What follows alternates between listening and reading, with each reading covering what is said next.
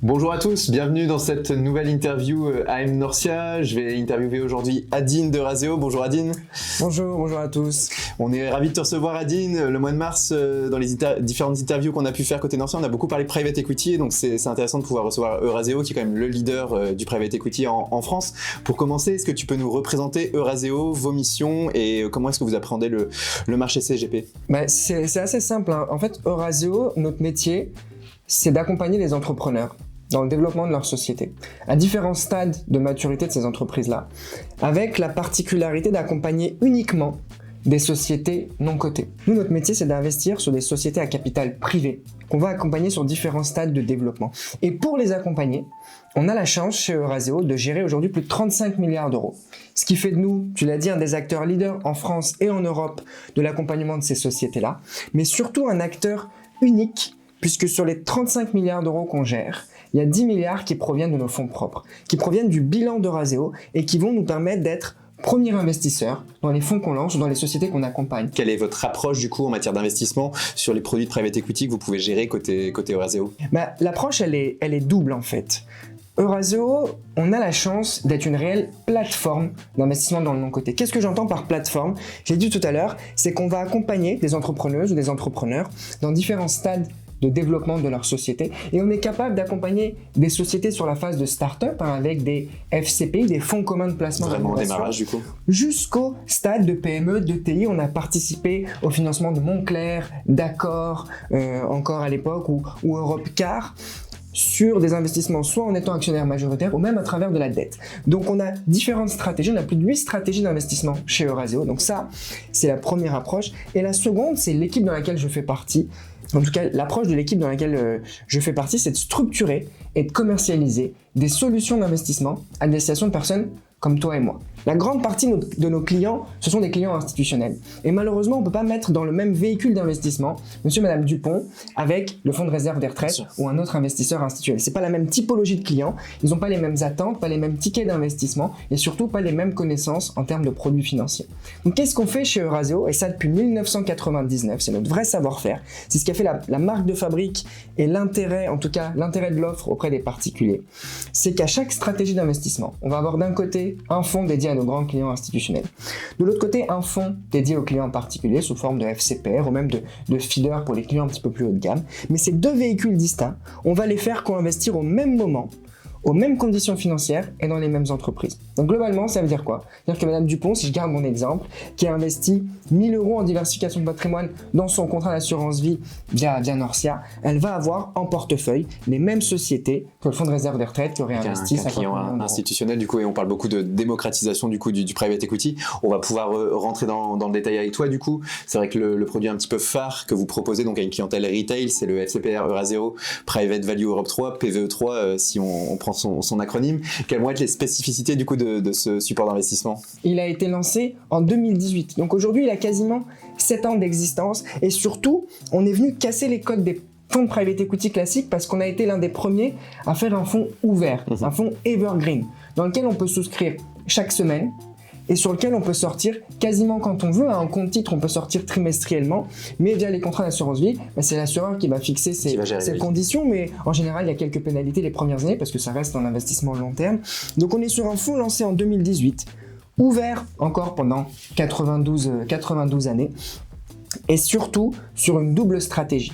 Un fonds défensif et hybride, comme les nouvelles voitures maintenant, un fonds majoritairement sur de la dette privée. Donc la dette privée, c'est quoi? On va venir prêter à des PME, à des ETI qui ont un actionnaire majoritaire, donc de l'obligation non cotée. On va leur prêter systématiquement à taux variable, on va être seul et unique prêteur, donc prêteur de renseignants là-dessus. Donc la majorité du fonds, 60% du fonds, c'est de la dette privée. C'est ce qui va nous apporter ce côté défensif et régulier des coupons sur la partie dette.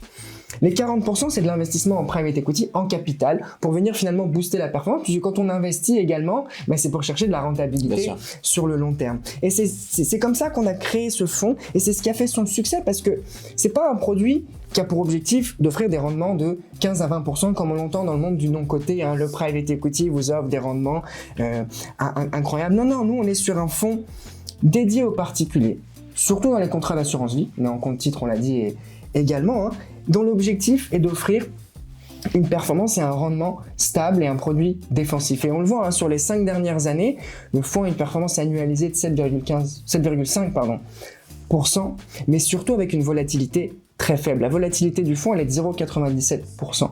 Et finalement, c'est ce qui a fait le succès de ce fonds-là. C'est ce rendement prédictible, défensif, que ce soit dans les contrats d'assurance vie ou dans les comptes titres.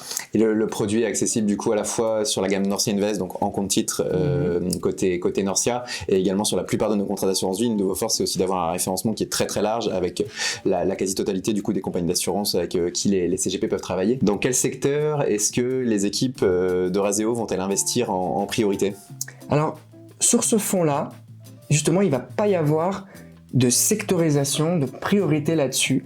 Notre objectif, en fait, notre priorité, c'était d'offrir, et c'est le cas actuellement, une triple diversification pour le client particulier.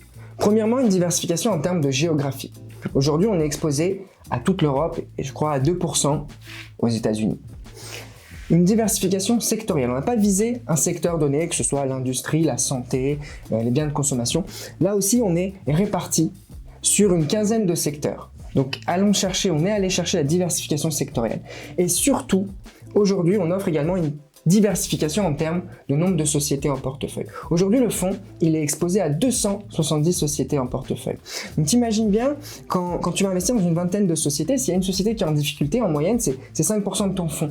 Il y aura des boîtes en difficulté, mais quand tu es dans 200 sociétés, s'il y en a une qui est en difficulté, en moyenne, c'est 0,5% de ton fonds. Donc l'impact va être plus faible. Et donc avec une intégration d'une position sur le FCPR entre 5 et 10% dans un contrat d'assurance vie, ça permet justement à un client retail du coup de pouvoir venir diversifier son épargne. Pour revenir du coup sur Eurazeo, est-ce que tu auras des projets, si on se tourne un petit peu vers l'avenir, des choses que vous êtes en train de développer et que vous allez bientôt pouvoir proposer à vos partenaires? Continuer à faire ce qu'on a fait ces 7 dernières années. Continuer à délivrer continuer à aller chercher une diversification sur cette double stratégie et continuer à faire la recette qui a fonctionné ces 7 dernières années.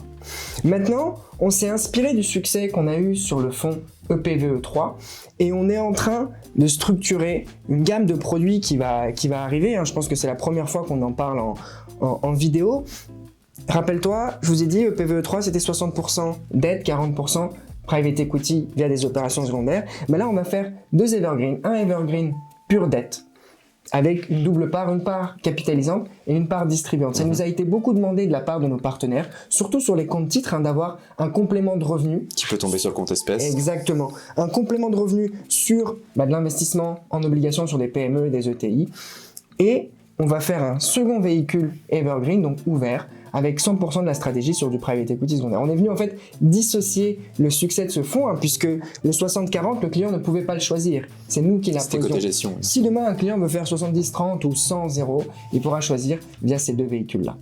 Et ces 2 véhicules, on aura l'occasion d'en reparler parce qu'on abordera bien entendu la question des référencements et on pourra les retrouver dans l'offre Norcia dès que les produits auront été lancés de ton côté. Peut-être pour conclure cet échange, est-ce que tu aurais un dernier mot à adresser du coup aux personnes qui visionneront la vidéo? Moi, mon dernier mot à adresser, ça va être que essayez le produit parce que Eurazeo a toujours prouvé par l'exemple. EPVE3 dont on parlait a construit son succès sur l'exemple.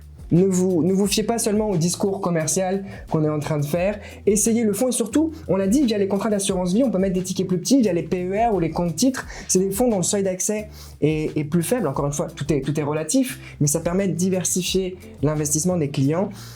Essayez les produits et voyez si le discours dont on vient d'avoir aujourd'hui, dont on parlait sur EPVE3, va se révéler vrai. Nous, on a toujours prouvé par l'exemple. Et mon mot de la fin, ce sera clairement Eurazeo prouve par l'exemple. Donc, essayez de voir l'exemple. Merci beaucoup Adine pour la pédagogie dont tu as su faire preuve pendant cet échange. Merci beaucoup. Merci à tous d'avoir regardé la vidéo. Je vous donne rendez-vous pour une nouvelle interview très prochainement. Et d'ici là, portez-vous bien. À très bientôt. Au revoir.